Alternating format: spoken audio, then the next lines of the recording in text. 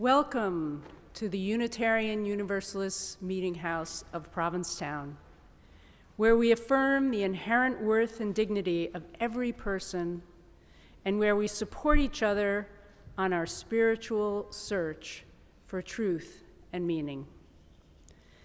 Welcome to those of you in the room, and welcome to those of you who are joining us at home via live stream.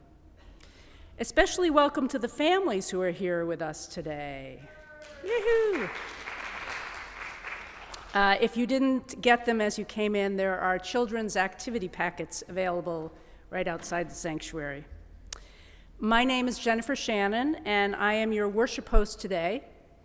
I serve on the worship committee and the safety committee, and I am also the vice president of the board here at the UU. Today is Palm Sunday in the Christian tradition, which celebrates the story of Jesus entering Jerusalem and being greeted by people waving palms. And Wednesday begins Passover in the Jewish tradition, remembering the strength and resiliency of the story of the Exodus from slavery in Egypt. We hope that those of you who celebrate will have some very special Seder meals this week. We honor both of these religious lineages in Unitarian Universalism. Our guest speaker today is Mara Glatzel.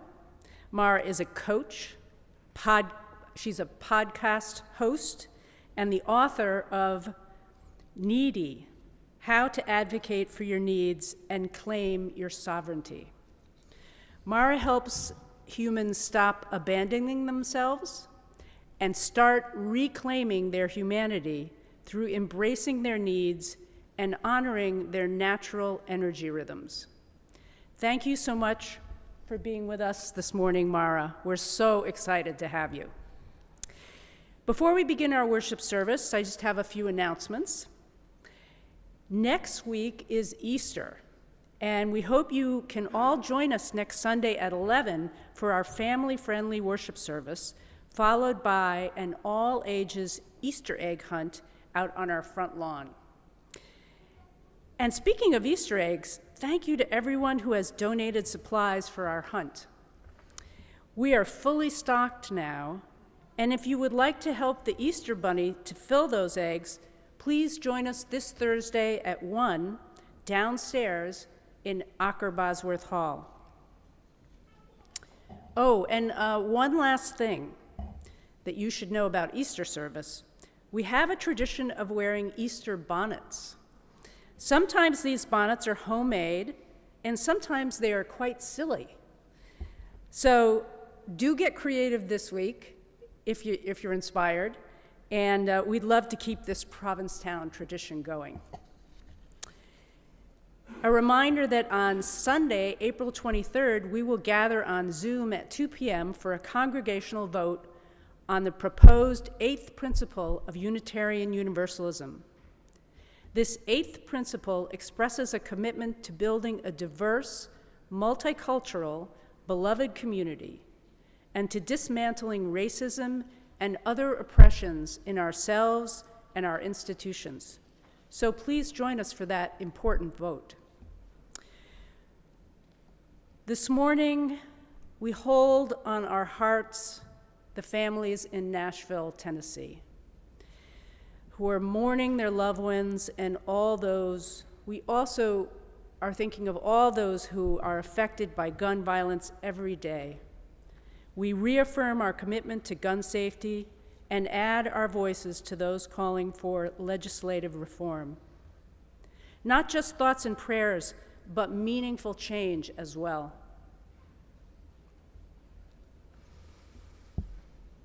We invite everyone to our midweek Zoom coffee hour on Tuesday at 5.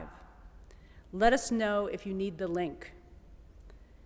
And finally, for those of you attending in person today, we hope you'll join us downstairs after the service for coffee and conversation. Let's take a moment now to affirm our Meetinghouse covenant. I will say a line, and then you'll say it back to me. Love is the spirit of this meeting house. This is our great covenant. To dwell together in peace, to seek the truth in love, and to help one another. Thank you. Now, as we light our chalice here in the sanctuary, I invite those of you joining us from home to light a candle wherever you are. In this way, we can feel connected even when we're apart. I invite Jane to light our sanctuary chalice for us this morning.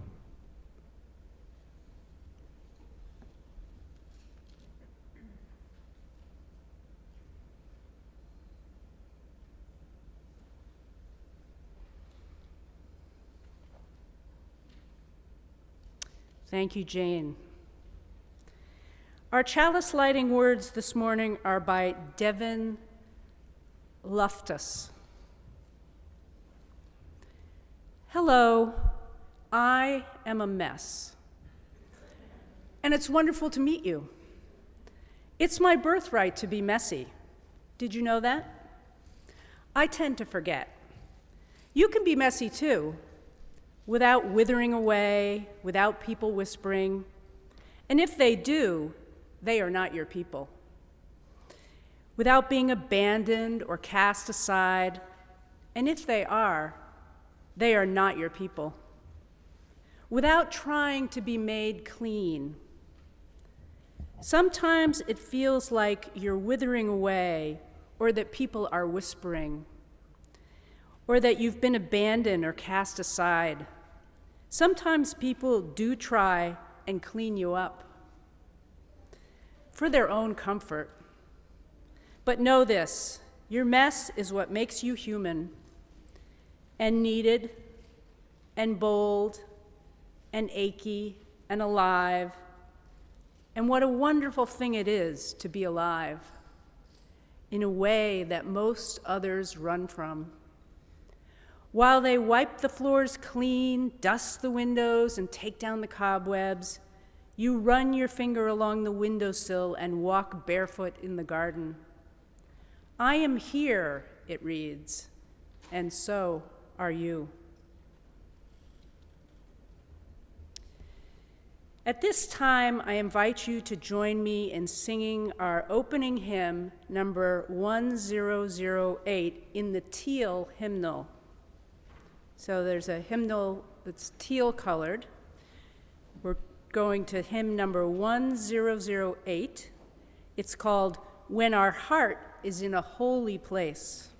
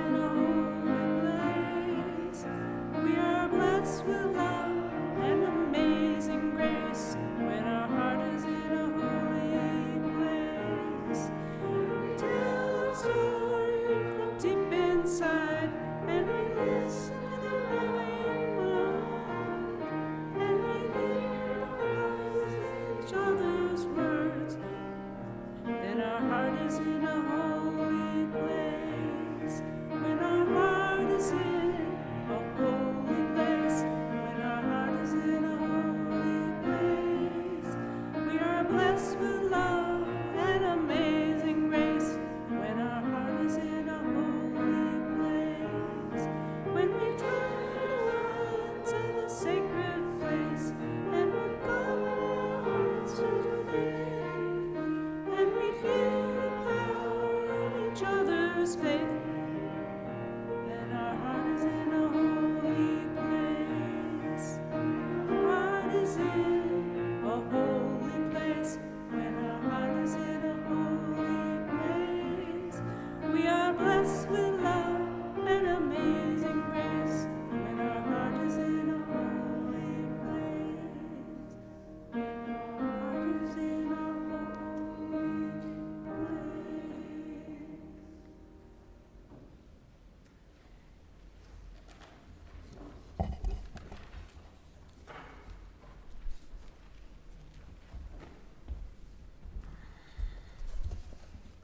Good morning. It's a real honor to be here with all of you today, and I am grateful to you for having me here. Please join us now in a time of meditation and prayer. During the prayer or at any time during the service, you are welcome to light a silent candle at the table to the right of the pulpit, where there is a journal to record your thoughts and prayers. After a time of silent meditation, we will sing together Spirit of Life, hymn number 123. You can also find the words to this song printed on the purple laminated cards in your pews. I invite you to take a moment to put your hand on your heart, if you are so inclined, and to thank yourself for showing up here today, to thank yourself for taking the time and prioritizing something that is nourishing for your spirit. We all know that there are a million other things that you could be doing, tugged in a million different directions, and yet you made the choice to be here for yourself. Say to yourself, thank you for everything that you have been, and thank you for everything that you are right now, and thank you for everything that you will be.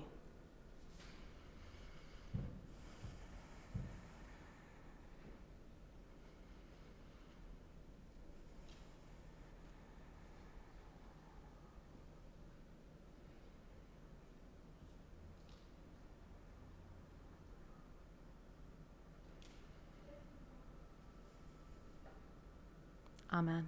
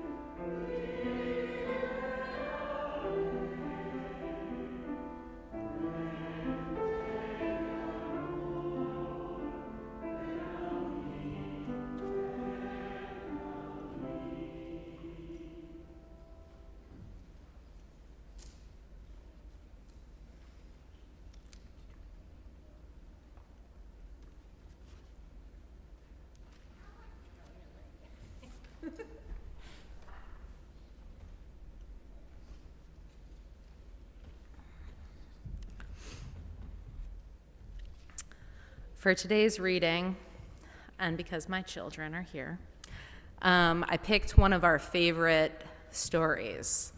But in truth, this is a story I teach from all the time because I think that the lessons within it are some of the most useful I've found to learn how to be in relationship with one another in the way that we might desire to be in relationship with one another. It's called The Rabbit Listened by Corey Dorfeld. One day, Taylor decided to build something new, something special, something amazing. Taylor was so proud. But then, out of nowhere, things came crashing down. The chicken was the first to notice. Cluck, cluck, cluck. What a shame. I'm so sorry that this happened. Let's talk about it. But Taylor didn't feel like talking, so the chicken left. Next came the bear. Roar! How horrible! I bet you feel so angry. Let's shout about it. Roar!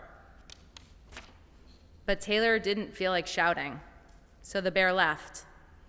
The elephant knew just what to do. Trumpeta, I can fix this. We just need to remember exactly the way things were. But Taylor didn't feel like remembering, so the elephant also left. One by one they came. The hyena, hee, let's laugh about it. The ostrich, gulp, let's hide and pretend it never happened. The kangaroo, what a mess, let's throw it all away. And the snake, shh, let's go knock down somebody else's. But Taylor didn't feel like doing anything with anybody, so eventually they all left until Taylor was alone. In the quiet, Taylor didn't even notice the rabbit. But it moved closer and closer until Taylor could feel its warm body. Together they sat in silence until Taylor said, "Please stay with me." The rabbit listened. The rabbit listened as Taylor talked. The rabbit listened as Taylor shouted. The rabbit listened as Taylor remembered and laughed. The rabbit listened to Taylor's plans to hide and to throw everything away and to ruin things for someone else. And through it all, the rabbit never left. And when the time was right, the rabbit listened to Taylor's plans to build again. "I can't wait," Taylor said. "It's going to be amazing." Thank you.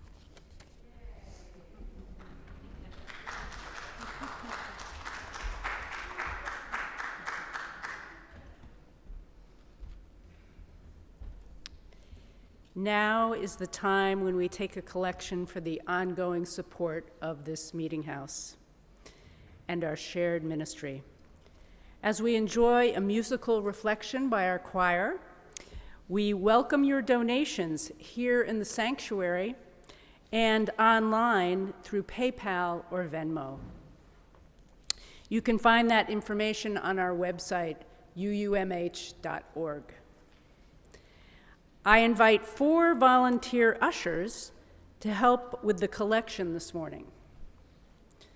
On and off-site, your offerings will now be gratefully received.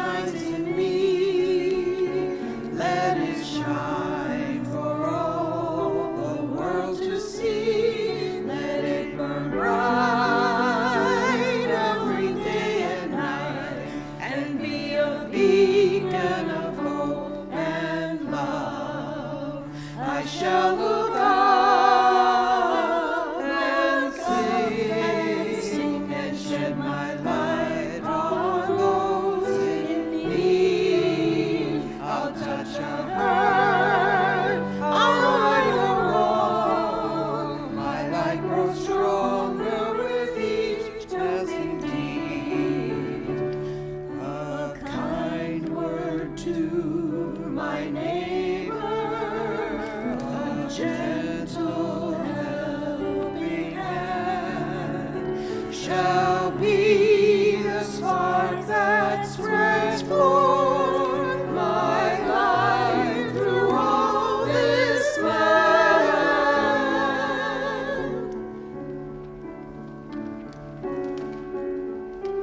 The light that shines in me, let it shine for all the world to see. Let it burn bright both day and night, and be a beacon of hope and love. I shall look up and sing and shed my light on those in need. I'll touch a hurt, I'll right a wrong. My light grows stronger with each helping deed. The light that shines in me.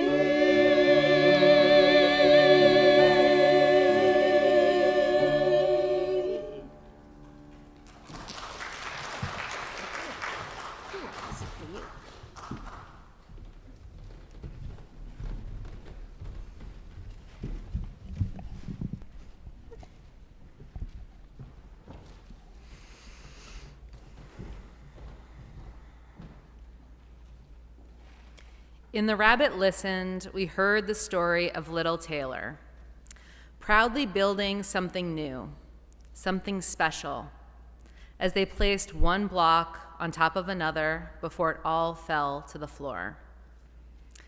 I think we can all identify with Taylor's feelings of hope, bringing forward something so beautiful, and the tenuous moments that followed its collapse.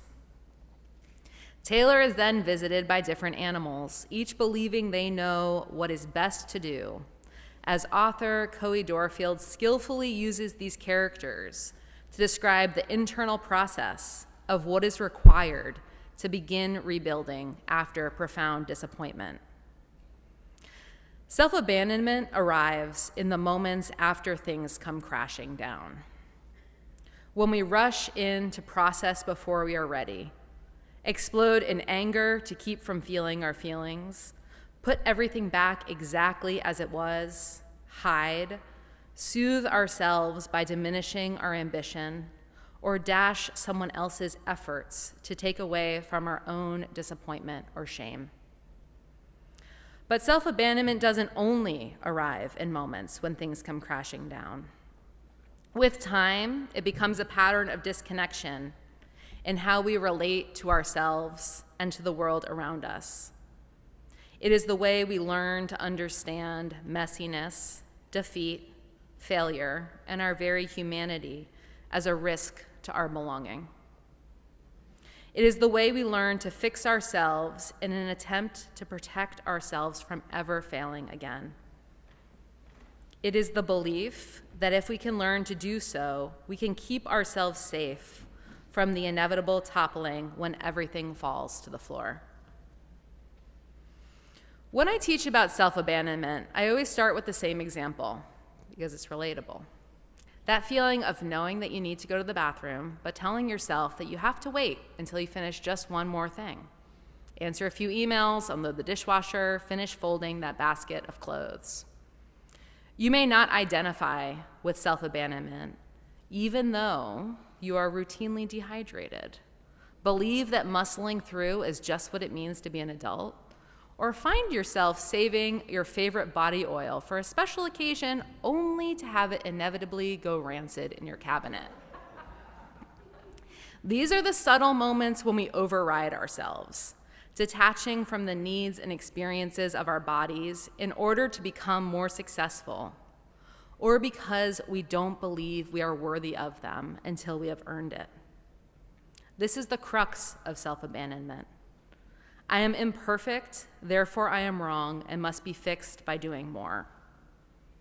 It is found in the belief system that our worth is married to what we do for others, how quickly we do it, and how perfect the end result is.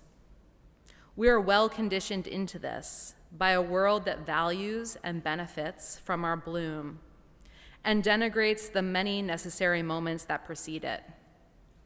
Composting last year's plants, preparing the garden beds and turning the soil, planting the seed, and watering each day in full faith that it will grow to fruition, given time and care. We are taught that we are most successful and lovable when we force our fledgling growth process, twisting ourselves into shapes in an attempt to belong. But belonging in this way comes at the cost of belonging to ourselves. When our worth and value is hitched to what we do instead of who we are, we find ourselves stuck in an unnatural cycle of effort and diminishment. The heartbreaking cost of self-abandonment is how we are taught to disconnect from our authentic selves, our joy, our needs, our big dreams, our feelings, our too muchness, the messy middle of our becoming.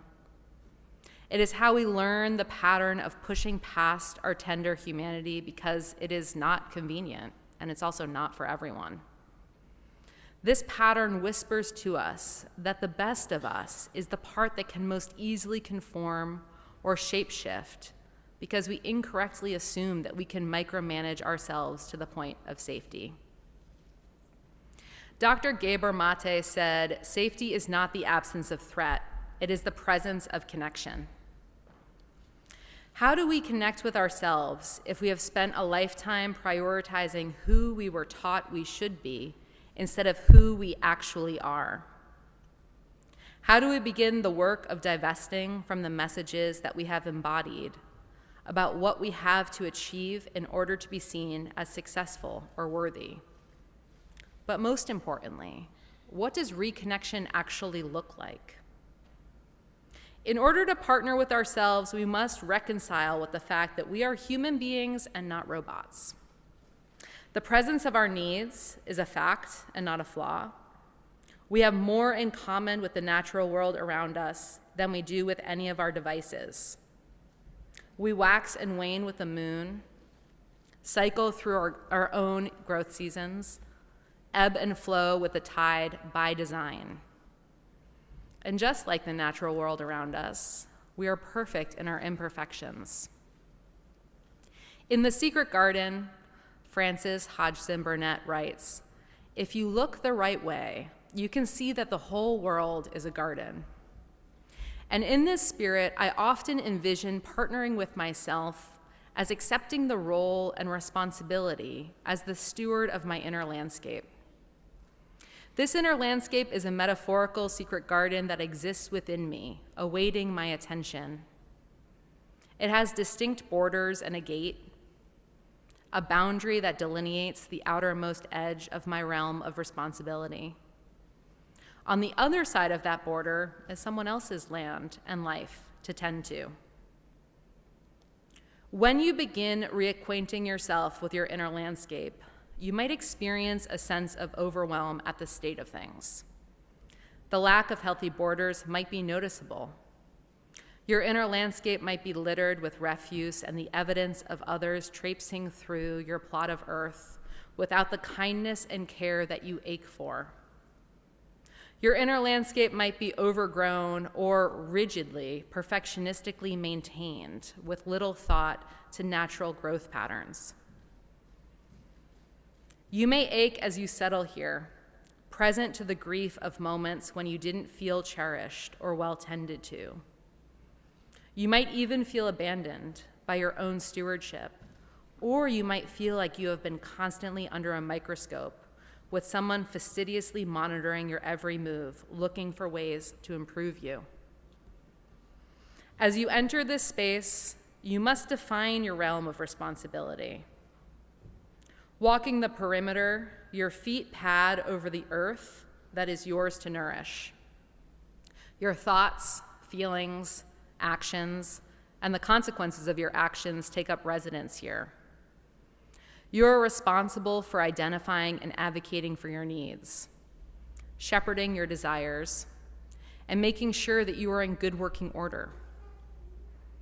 You are responsible for the expectations you have of yourself, for knowing that it is your work to tend to this corner of earth and little else, that you cannot be expected, nor can you expect yourself to do everything or be everything to everyone around you, that you are the vessel for your energetic capacity, and if you care about the things that you pour your energy into each day, you must care for yourself as that vessel and keeper of your finite resources.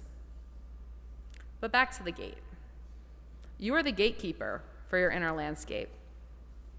You determine what is permitted entry and what must remain on the outside of your inner terrain.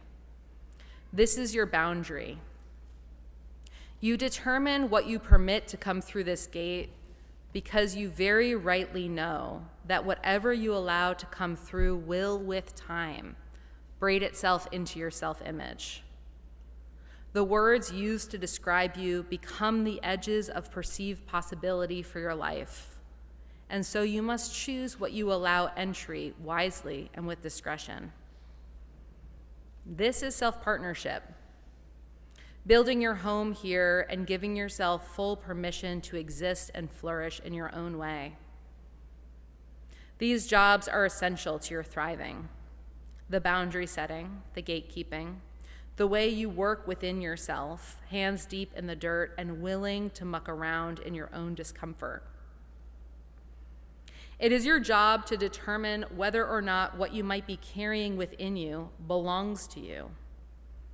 The cigarette butts or old nip bottles left by teenagers who used to party in your inner terrain. The old cans or trash that litter the earth. The abandoned tricycles or beleaguered stack of old magazines. You don't have to keep everything that you've inherited. In this inner terrain, you get to decide what is yours and what you desire to recycle or return to sender. This work is not about domesticating or bettering yourself. It is the practice of appreciating the authentic beauty of your own untouched wildness while also devoting yourself to the care of it. You might notice, for example, that the plot of land you were given is not the plot of land you were conditioned to prefer. You might carry self-judgment or the furious exhaustion that accompanies the belief that your life would be different, better even, if you were granted a more advantageous landscape to begin with. And yet, this is the lay of the land. This is yours to tend. When I was a teenager, I remember feeling bereft, that this was the life and body that I inherited at birth. Instead of an opportunity, I felt like a burden. Maybe if I were better, it would be easier to love myself, I would whisper. Partnering with myself felt like getting stuck with the last pick for dodgeball, the one no one wanted, the one I didn't even want. In my hunger for belonging, I set out on a familiar path of self-improvement, each time frustrated by my own seeming lack of improvability. But this is the truth of it. We get ourselves, and we can learn to accept and cherish who we are. Then we can begin the beautiful work of realizing how lucky we are to be alive, and how necessary each of us are to what Mary Oliver referred to as the family of things. Spending time in my inner landscape taught me to surrender myself to trusting the cyclical nature of things, to the tide, the moon, the sun, the seasons. That in fact, I was much more aligned with the natural world around me than the artificial urgency that drove me forward at a relenting pace, wherein I was never enough. But it was more than that. There is a neutrality to nature. It taught me to train myself to see the beauty within something gnarled and imperfect. And with time, I was able to see the beauty within my own gnarled imperfection. You need not look any further than out your window for this ritual, as nature contains unending metaphors. The stormy skies rolling over the bay darken just like your mood. The weeks and weeks of rain. The compost heap of last year's plants decomposing with food waste and becoming fertile soil to nourish next year's crops. The way that the slope of earth behind your house keeps defaulting to the same inconvenient shape when it rains, no matter how many times you attempt to reroute it. Like the natural world around you, you are so easy to love. You as you are. You without the plans for reinvention or the small rituals you reenact to hobble or train your growth. This partnership is stewardship, not ownership.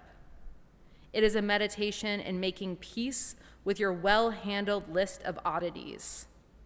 The exact list you used to pull out as evidence of things you needed to work on in order to better fit in. I hope you never fit in. I hope to find you laying on the grass within the safety of your inner landscape, laughing and dirt-speckled while you gape in awe at a meteoric display of vast beauty that reflects your own. I hope you find yourself again each morning as the sun rises, wonder-struck by your luck at getting to spend the day at your own side. We live in a world that endeavors to change us, shape us, and rehabilitate us, shaving off our rough edges so that we might be more like one another, uniform in our illusion of safety. But you are not a machine, and you are not just like the rest of us. You are a phenomenal, multifaceted being, deserving of your own kindness. How can we build and nurture our communities if we are not first able to build and nurture our relationship with ourselves? How can we be emotionally honest with others if we lack intimacy with ourselves? My hope for this work isn't further isolation, it is connection. The kind of belonging that you don't have to sacrifice yourself for. In learning to partner with your own tenderness in this way, you are able to bring the fullest expression of your truth into your relationships, and we are all better for it. Let us learn to meet ourselves as we most desire to be met, with curiosity and patient camaraderie. Instead of rushing in to fix or speak over or change ourselves, I dream of the shifts that are possible when we move closer, like the rabbit in Taylor's story, as we whisper to ourselves, "Please stay with me. Please stay while I talk. Please stay with me while I shout. Please stay with me while I remember and laugh. Please stay with me when I want to hide or throw everything away or ruin things for someone else. Please stay with me until I'm ready to bloom again." Amen.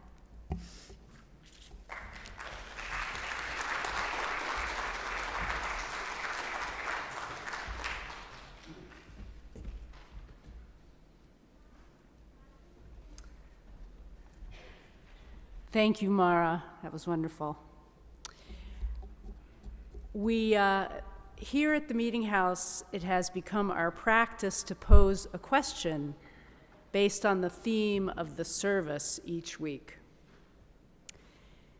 It can be a topic of sharing at coffee hour or with friends and family during the week. If you want to delve deeper into this conversation, we hope you can join us Tuesday at 5 p.m. on Zoom for our coffee hour, our Zoom coffee hour. And if you need that link, just let us know. Our question this week is, how can I best support myself today? So, how can I best support myself today?